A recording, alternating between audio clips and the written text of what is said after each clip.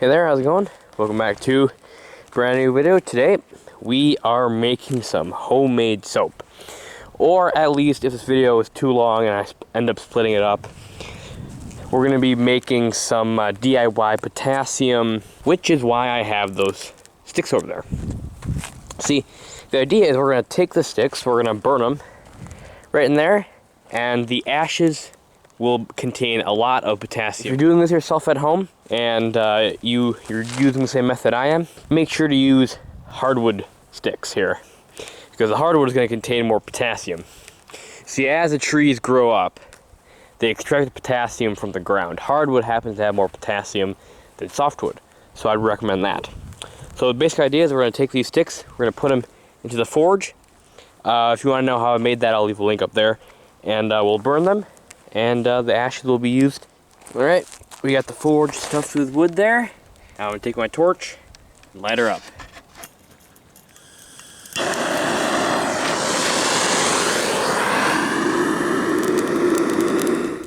There she goes, should be lit at the bottom.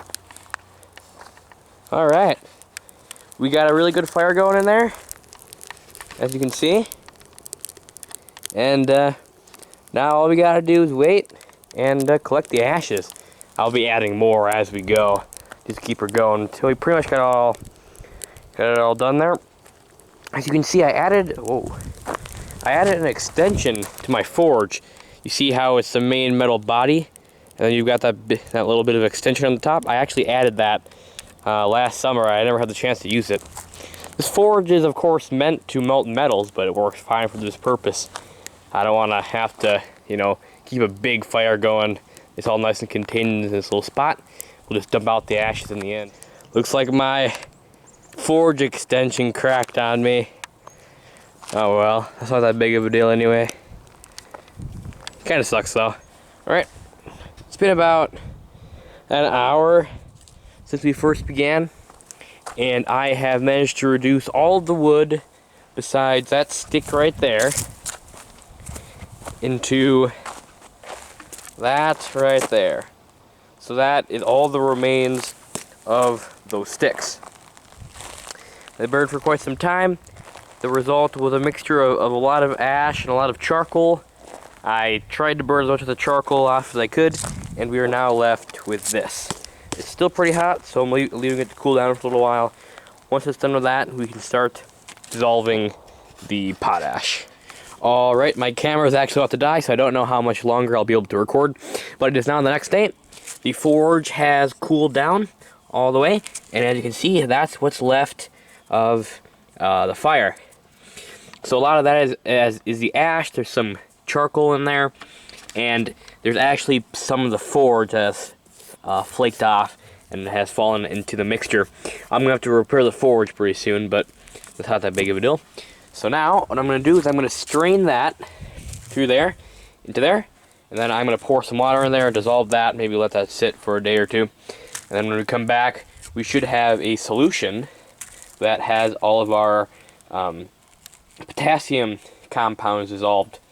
Now, there is a bunch of other stuff in here that we don't really want. I'm going to hopefully sift out most of that, but charcoal and sand and all that doesn't really dissolve in water that much, if anything, so we shouldn't have to worry about that. But okay, so as you can see, there is our slurry. A lot of charcoal bits went in there, but that shouldn't be a problem.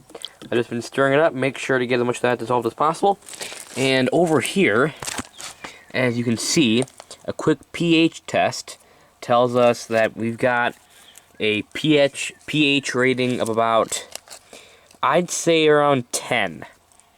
So this is obviously a bit more basic than our 7.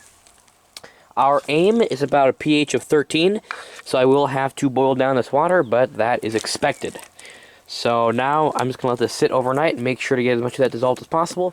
Alright, it is the next day and we are back in the lab, and here is the solution of water that I have let sit overnight. The very light particles are on top of the water, but it's pretty much clear. It has a bit of a discoloration, but it's way clearer than it was yesterday. So now my plan is to take out all of the charcoal particles and whatever did not dissolve, and that'll be put into there, and then we will boil it down because the pH is not what it should be. Actually, I'm just gonna, might as well just filter it through into this Erlenmeyer flask here. I really have no need of putting it into there, since it's all gonna end up in here anyway. Also, if you're doing this yourself at home, you may be wondering how to filter it out. You can use anything from like an old t-shirt to a cloth, whatever you'd like. We just gotta get the big particles out of there. Right now I'm using a couple of coffee filters because I find these work really well in place of the lab grade filters. It's basically the same thing, and you can get hundreds of these for a few bucks, so it's way better. Just to increase the efficiency, I'm going to replace the filter, and we've pretty much already done most of it, so it should be fine. There is the liquid after I have filtered out all of the charcoal and junk particles out of there. That is what's left. That can be tossed out. We don't need that anymore. This is what we're after. As you'll notice, it has a slight yellow tint to it. That's because of all of the contamination in the water. That shouldn't be that big of a deal. So now we are going to boil off the water until we reach a pH of about 13. That is our target pH. I'm going to stick this piece of pH paper in there right now, just so we get a reading, so that to be a little bit more scientific, you know what I mean? So let's compare this. Now this is surprising, because this right here, this side of the paper, I put in before I started filtering it. This right here is what I just took out after filtering. So you can see how the pH changed after we filtered it. That's kind of interesting.